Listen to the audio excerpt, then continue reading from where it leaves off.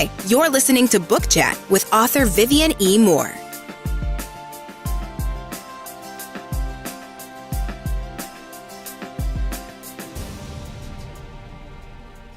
Like us on Facebook.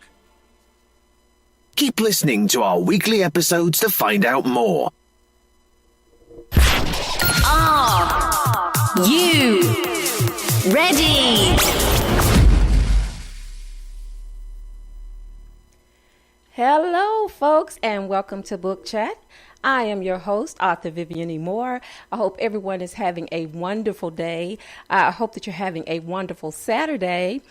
Today, of course, is our next guest speaker.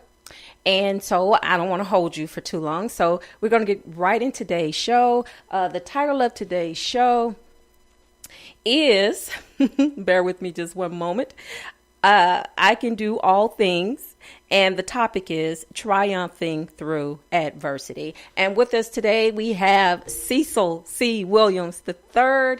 He is a native of Scenic City, Chattanooga, Tennessee. Yay, hometown.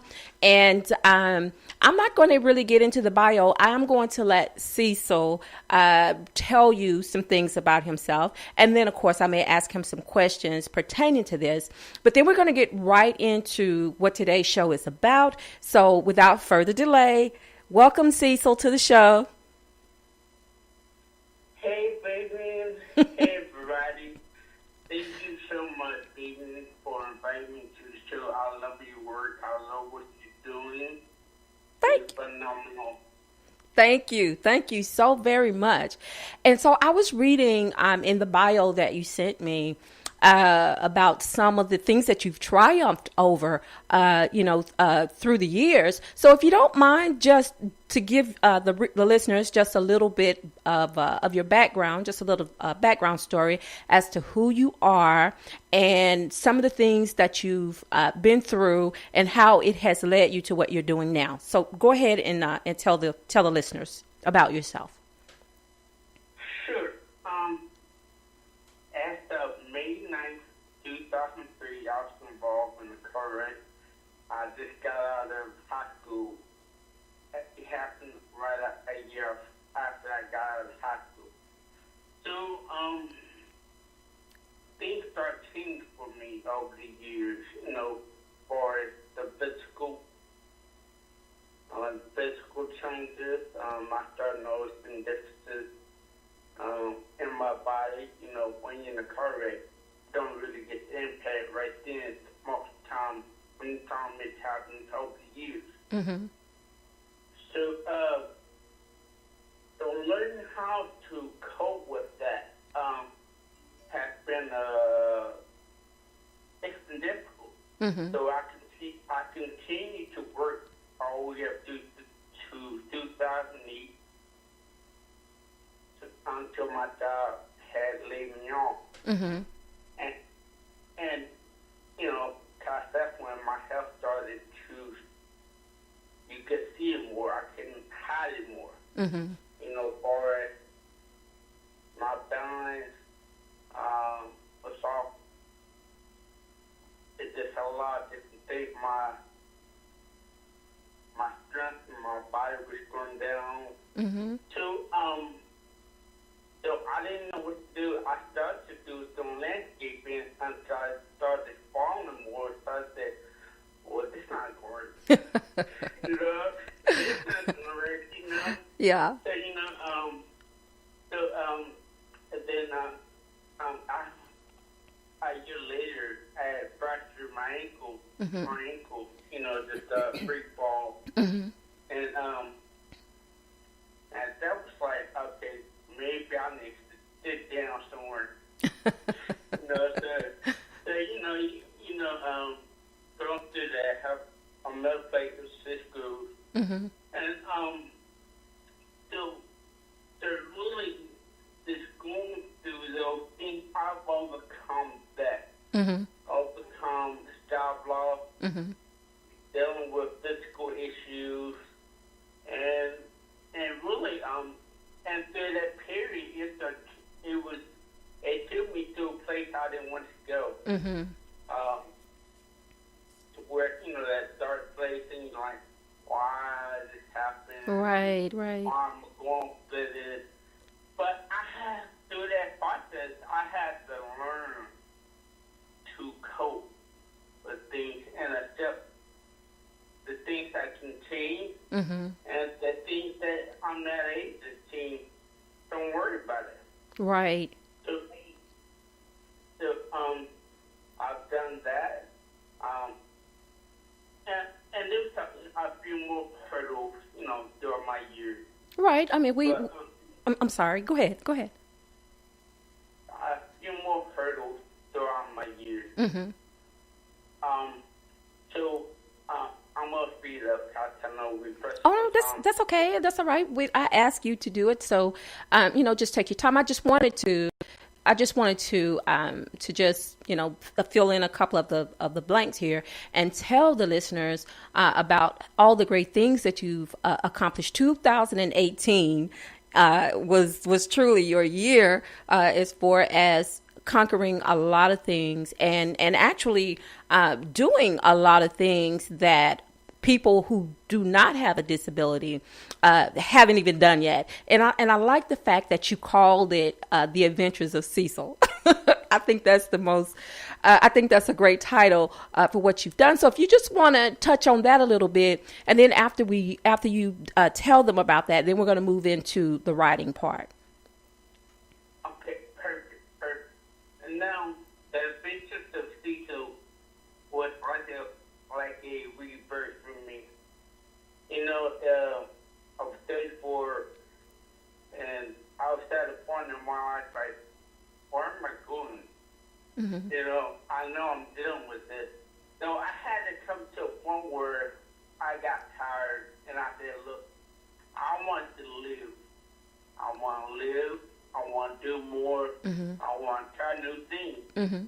So I started networking with people until I found some phenomenal organizations, Mm-hmm.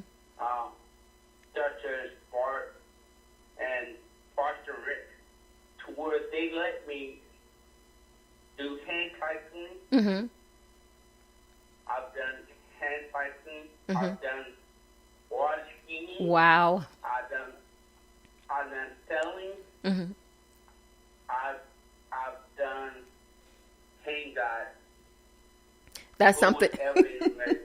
I know that's something that I probably will never ever do, and probably a few of the other things too that you've experienced over 2018. I also see that you did some rock climbing. I'm just not brave enough for that at all. But I do admire you for stepping out there and doing all of these things and not allowing your disability to keep you from enjoying, your life, living your best life. And you've done that. But before you even started doing all of these adventures, you were doing these motivational, you had a motivational diary online on social media. And that's what really captured my attention because, not that I stumbled across them, but they would just show up, on my timeline, and I would read them. And I was like, wow, this is really good. This is really, motivational. And I'm quite sure plenty of people never even knew, who you were or all the things, all the challenges that you have faced over the years. They didn't know where all this was coming from. So the first question. So how has writing your motivational diary helped you to become stronger or better as a writer or better as a person? You can just answer the first part first, and then we can move on to the second part. Okay. That'd be great. Writing is therapeutic for me. Mm-hmm. And I've always had a thing for motivating and encouraging people. Mm-hmm. Mm-hmm. Because when you know that you're not the only one, it makes a lot of things more easier. Because sometimes when we go through things, we feel alone. Right. But when you, think outside the box, just share your story. Mm-hmm. And I'm like, and when other people see, I'm just threatened by a situation that I'm going through or been through. And I just write it as it comes to me. This stuff comes to me. Mm-hmm. And I share it.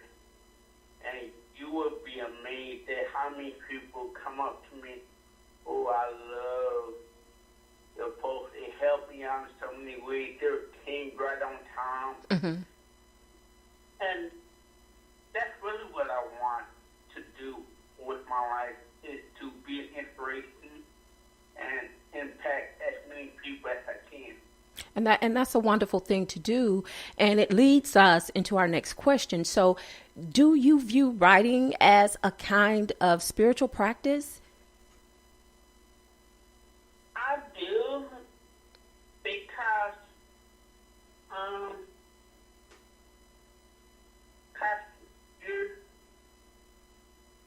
let me get it right. Because those thoughts are in your mind. Mm-hmm. You know what I'm saying? So when you put it on paper, you will be amazed by the things that you don't understand. Mm-hmm. But when you put it on paper, it makes sense to you. Mm-hmm. And it's like a spiritual high. And that's a good high to be on. It is. And it's a good feeling, because there's a lot of people that have great things in their mind, but they never put it on paper. Well, I'm sorry, I didn't mean to cut you off. I just wanted to ask a question. Do you feel that people receive what you write as spiritual? Well, it all depends on the person. Mm-hmm. If that makes sense. It does. One person I'm being honest with you, I'm a spiritual person. Mm-hmm. But I can also put it in a certain way to where someone who isn't spiritual, oh, that makes a lot of sense. You put a lot of thought into that. Mm-hmm. Of course to that. So, so when I write, I put a lot of thought into what I write. Mm-hmm. Because I want it to be, one, I want to make you think. Right. That's my main objective, because I'm a thinker. So I'm going to make you read my stuff or talk to me. I'm going to make you think. Right. And it all depends on, to answer your question, it all depends on the listener or the person reading my material. Well, I think that's a good talking point when you say that you want to make people think, because I mean, that's, to me, is the whole purpose of writing, because you want to not only put something out there that's helpful, that's useful, but you want them to think about what you're trying to say, to them, because I mean, it could be life changing for someone. You just never know, and that's one of the reasons why I wanted to have you on the show, because, like I said, what you do write is impactful, and and I think everyone should experience it at least once, some of your writings. And I've encouraged you over the years to put it on paper, put it in book form, and hopefully one day you will do that. Now, you've talked about the response of the general public, how they receive the motivational quotes and things that you put out there. I call them spiritual nuggets that you put out there. So, but how does your family, how do they feel about it? How do they support your career? My family, they love it. They love what I do. But I'm going to say this to, and I'm a family man. Mm-hmm. But when you're doing something, you can't be afraid to walk alone. Right. Understandable. That makes sense. It does. It's very understandable. And you're going to get a lot of naysayers. Well, why are you doing this? Why are you doing that? But you have to own your truth and own who you are. And that right there, you just said something. Yes. And it really, to be honest with you, you're writing, you want to be for everybody, but it's not for everybody. Right. It does. It does. It really does. But but I think everyone needs a support system. It doesn't matter what we do. And I think it's critical, because when you write, it's the same as bearing your soul. So, you can pretty much take criticism from everybody else, but when it comes from within your own camp, you want the criticism to be constructive. You want it to be positive, if possible. But I think it's wonderful, that your family supports you, because I think too that's helped you, accomplish all the things that you've done, throughout your life, not just 2018 and starting in 2019, but also all of those years that came before. So, that's very important. So I don't want to put you on the spot here, but I just want to ask, what are some of your favorite literary works? Some of the books that you've read throughout the years that you found were just amazing. Literary work. That's a good one. Woman Addict. Of course your work. I love your work, baby. Well, thank you for that. I did now. I just want the audience to know I did not tell you to do that. Thank you so very much for that, though. I appreciate it. But really, what I find is inspirational books. Mm-hmm. Things that will build your mind up. Self-help books.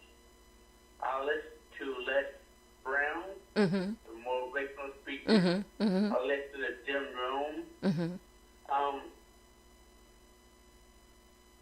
There was called Think and Go Rich by Napoleon Hill.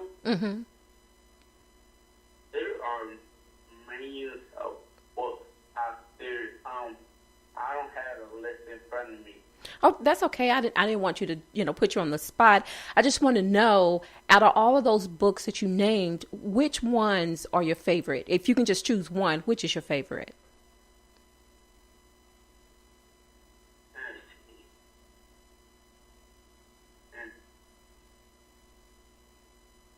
I'm going to see. This is one that I didn't name, but everyone should read. And that is The One Thing by Gary Keller. Okay. The One Thing, it calls The One Thing by Gary Keller. Just spell that last name. Keller. Okay, Gary Keller, The One Thing. You hear that, folks? Jot that down. So, And it just... go ahead. And, to give you a brief summary of the book, you're putting everything into focus. Okay. Because, living in the 21st century, we try to do everything at once. But what is the main thing that you want to accomplish? And that's focus on that one thing. While you're doing the other, but focus on that main thing. The one thing is the main thing. That's important. That you want to accomplish. And what would be the one thing that you want to accomplish? In 2019. In 2019. Me, I just want to. People to ask me that all the time. Baby, I want to do it all. That's good. That's a good start. But like you said, you have to focus on one thing. So you can't do it all, but if you could just choose one thing, what would it be? One thing right now I'm working on is becoming a motivational speaker. Okay. That's a great thing. And I think you will be good at it because you have a lot to offer. You do. I mean, you are like the poster child for motivation. So, and I mean that in the best way possible. I mean that from the bottom of my heart, because, there are so many people who never, they never find the inspiration. They're never motivated to do anything other than complain. And I think that it is so vital to anyone, to any person, to live your dreams, to live your best life, to not let anything stand in your way. I mean, if you can help it, because sometimes things happen that are out of your power, but those things that are within your reach, you shouldn't let anything stop you from doing it. And, and I believe you as a motivational speaker, I think that is very doable. So I think that's one thing that, that we all, should give some thought to, that one thing that we really want to do. And so there you go, motivational speaker. So I'm glad for that. And I can't wait to hear this come to fruition. Now, I have a few more questions for you, Cecil. I don't want to hold you for too much longer. But, okay, so if you had one thing in your life that you had to give up, what would it be? One thing? Mm-hmm. Here I am again with this one thing. I'll be honest with you. I wouldn't give up anything because it made me who I am. Mm-hmm. I just wish I would have started sooner. Well, that's okay. That's all right. You started. That's the important thing. You started. So, but that's all right. Sometimes, we right off the top of your head, you can't think of one thing that you would give up, because I can't either, so, I mean, that's a difficult question, but I just wanted to throw that at you. But, so I'm going to leave you with this one last question before I let you go.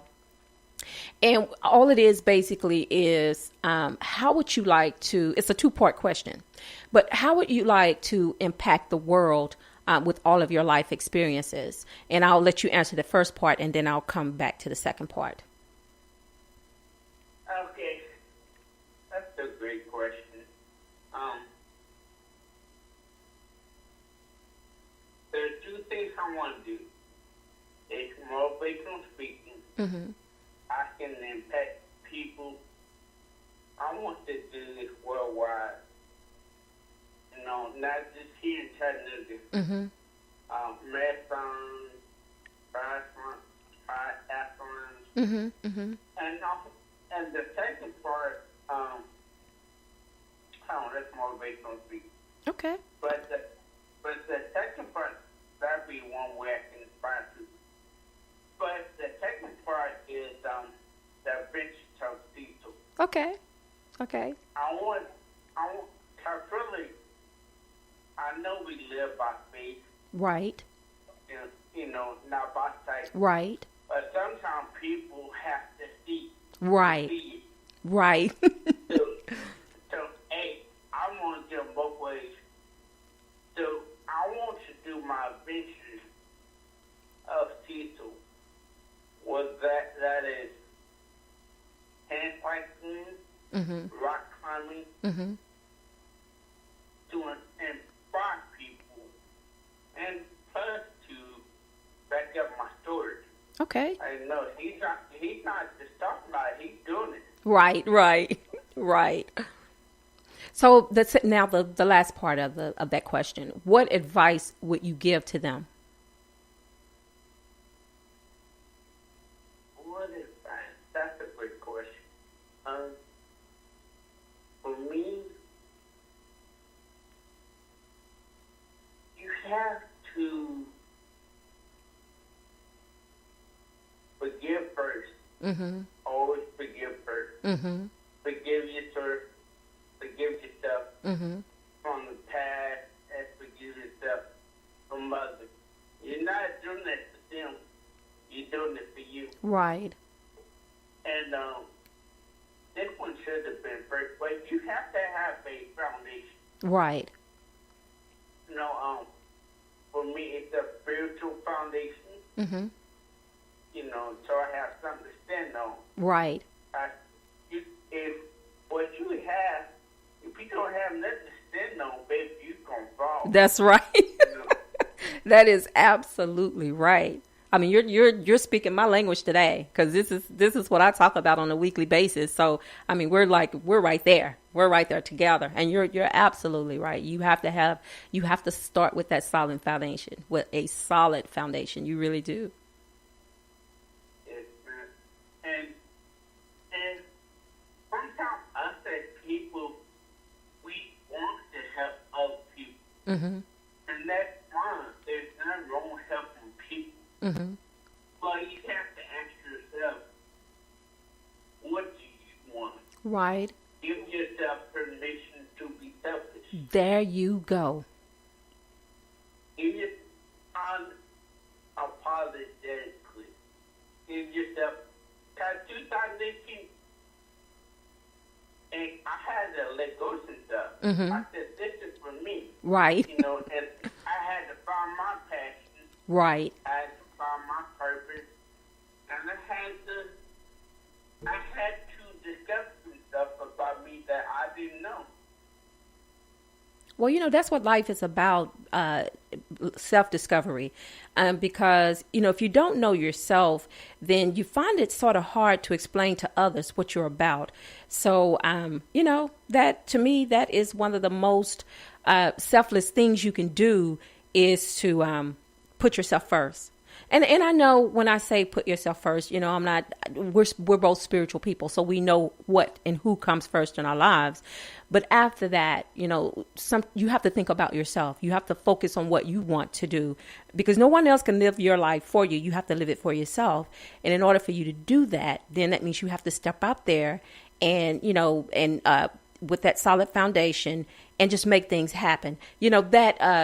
What you just said touches on what we talked about last week on the show. Making it happen, was the title of the show, and putting your dreams first was the topic. So, I mean, you just spoke to that. You just spoke to what I was saying last week, and I so appreciate that we can agree with, putting yourself first, because you have things that you want to accomplish in this life.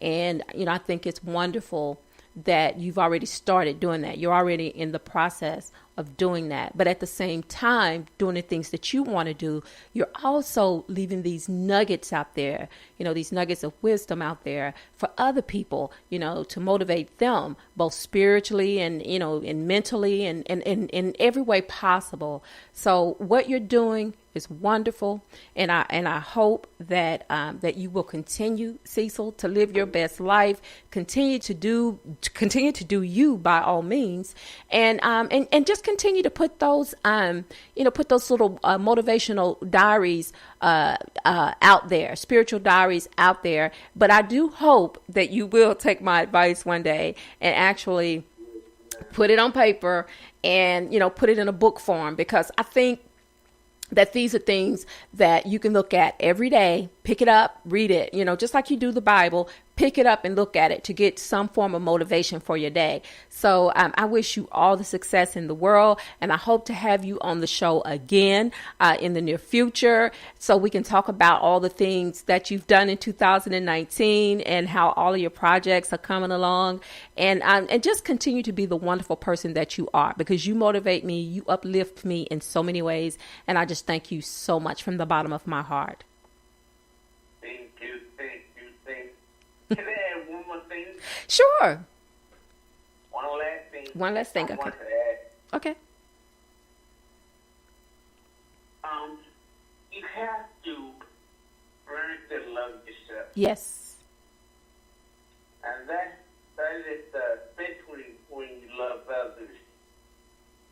But you have to love yourself. Yes. It's hard to give somebody something that you don't have. Isn't that the truth?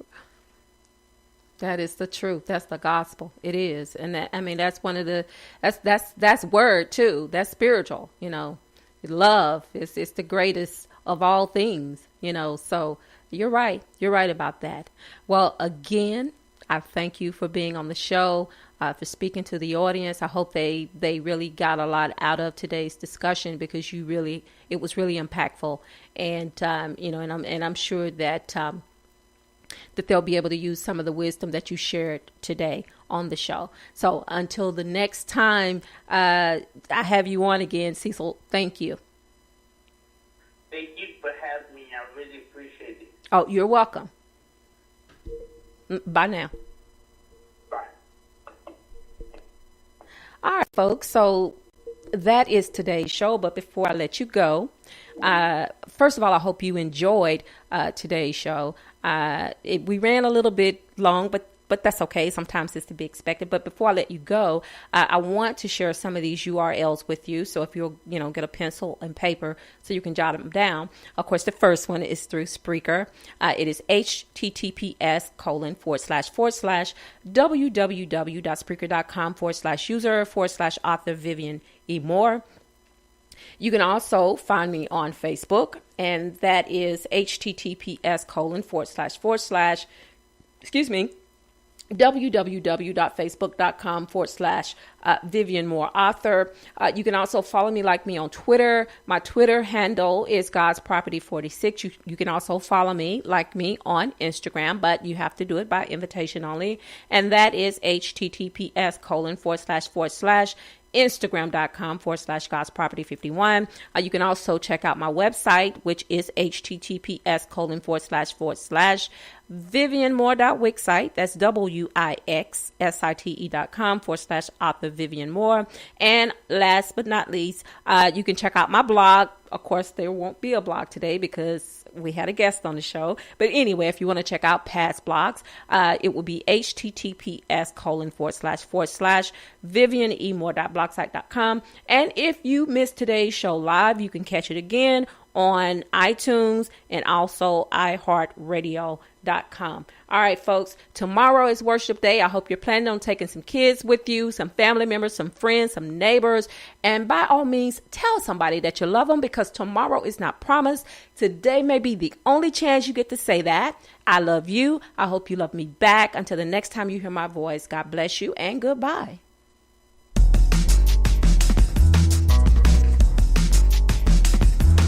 Thanks for listening. Like us on Facebook.